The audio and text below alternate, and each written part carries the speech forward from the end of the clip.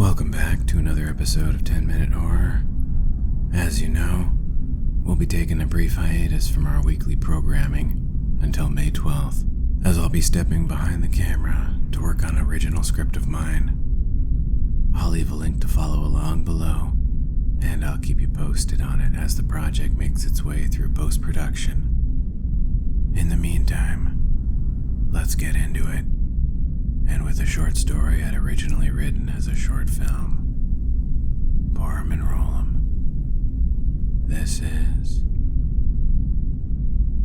Prison Transport.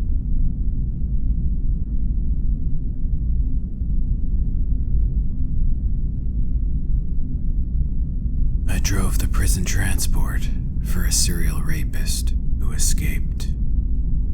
There was a perfect storm, both literal and metaphorical, of external events that caused it to happen the way it did. But it all started with the planned transfer of one of the most hated men in the state.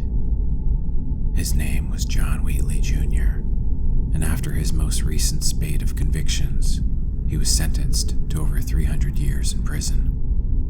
John's exploits were infamous, and he shared that infamy with his father, John Wheatley Sr.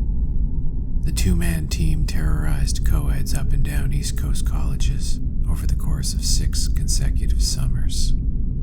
They'd finally been chased down, but only John Jr. was apprehended. John Sr. miraculously got away, and a statewide search had recovered no clues or hints to his whereabouts or direction. John Sr. was a Vietnam vet who'd been captured and held prisoner for several years before escaping. The man knew how to disappear, and a lot more. John Sr.'s training helped the father-son duo avoid capture for years. They left no evidence at scenes and planned the attacks meticulously.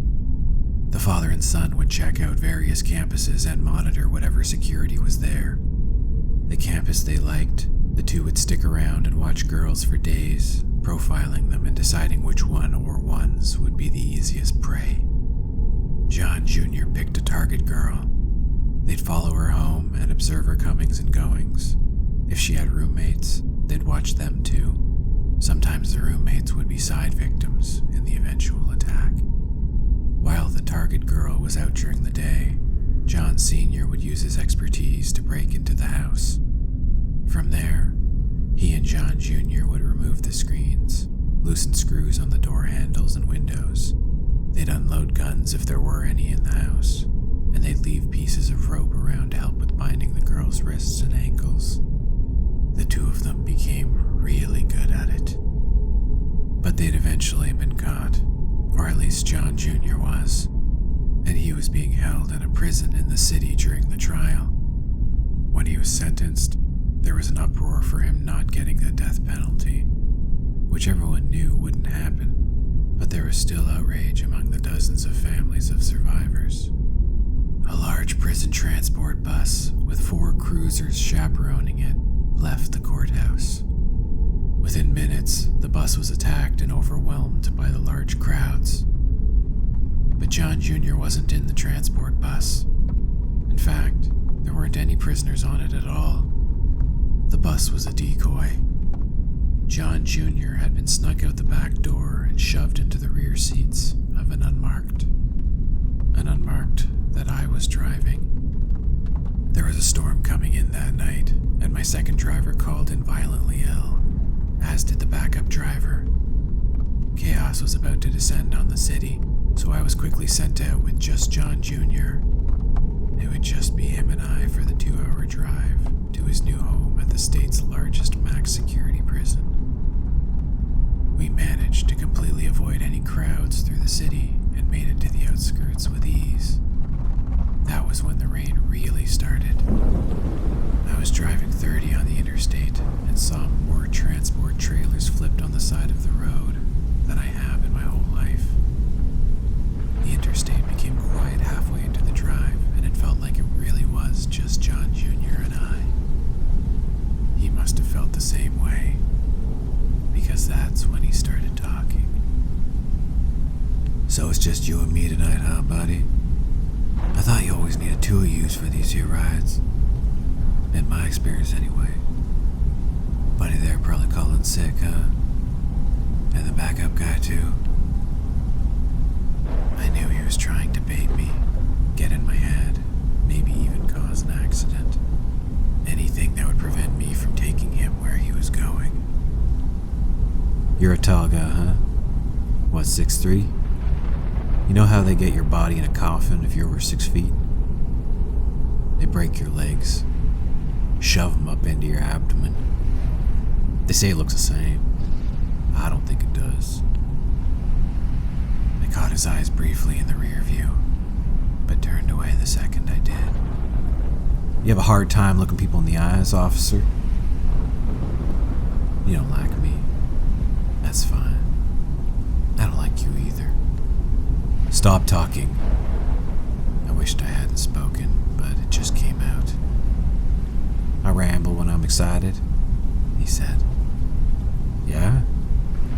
You excited that your dad left you to get thrown in prison for the rest of your life? Just totally fucking abandon you? His son? What else are you excited for, huh? Your new home? At the state pen?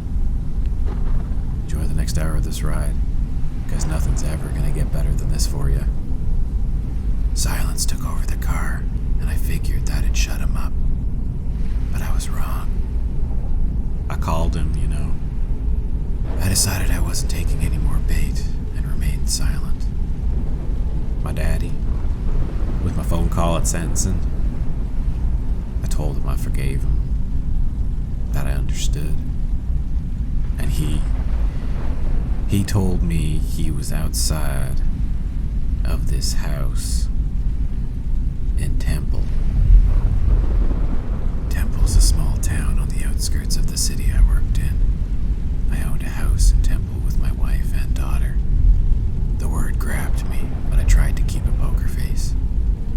In the East End, some sweet little street called Blackburn. My heart basically stopped at that moment. Guessing Temple was one thing, but guessing Blackburn was a complete shot in the dark. What do you know about Blackburn?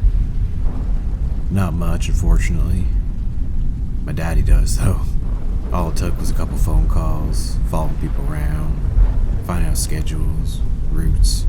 He got the list of prison transport drivers, looked into the 3 U's, and decided you were the one that'd drive me. So he made sure the other 2 didn't make it in tonight. I dialed my wife's cell number, but it went straight to voicemail. She ain't gonna answer. I grabbed the radio and was about to call dispatch, but John Jr. cut in. You ever want to see that family of yours again, you are going in the wrong direction if you answer that. Put the fucking radio down, or your wife and daughter disappear forever. I put the radio down. That's right. Now, you're gonna keep driving, or Dad's gonna do some awful things to Jess and little Tina. So just keep fucking driving. I slammed the brakes and got out of the car. I opened the back door and pressed my gun to John Jr.'s forehead. I yelled for him to call it off, to call his father off, or it'd blow his brains out. So my options are get my brains blown out, or go to prison for 300 years. Do me a favor and pull the fucking trigger, man. I didn't know what to do. How do I know if I let you go, he'll let them go? You don't. But if you don't let me go, he definitely won't. Now get back in the fucking car. It took everything in me not to blow him away right there. But I closed the back door, got back in the front seat, and resumed the route I was on. After a few minutes of silence, John Jr. finally broke it. You know them girls we fucked? Sometimes we'd call them after, weeks later. We'd take one of their yearbooks from high school when we were there.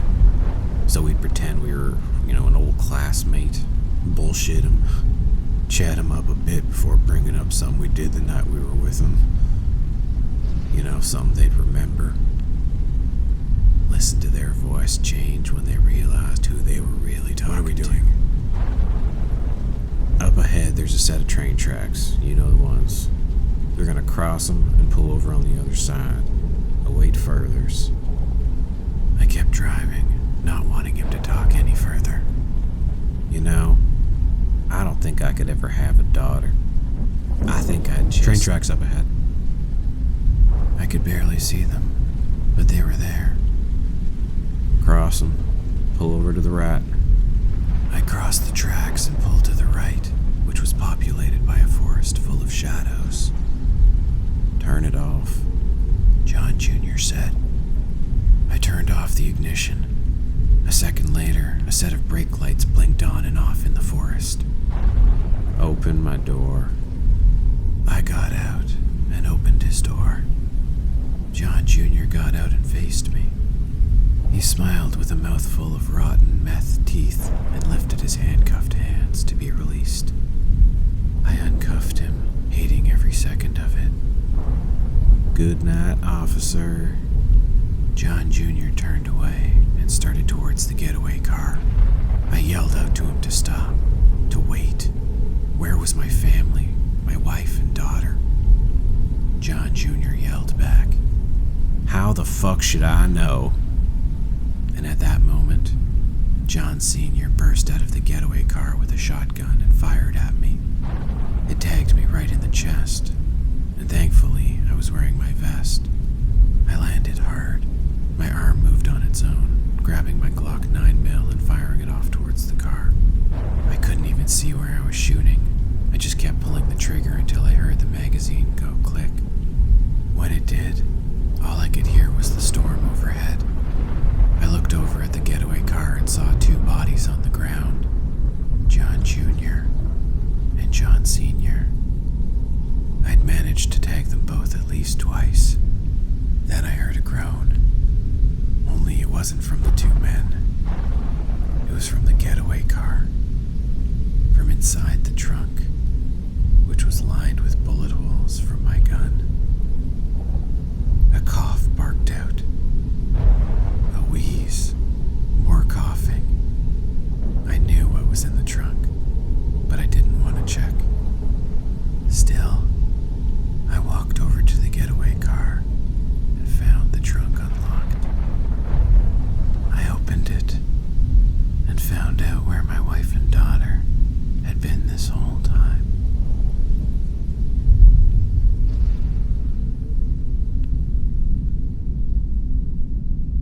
And that concludes episode number 60 of 10 Minute Horror. We hope you enjoyed Prison Transport, and we'll see you back here May 12th for all kinds of new fun. Take care.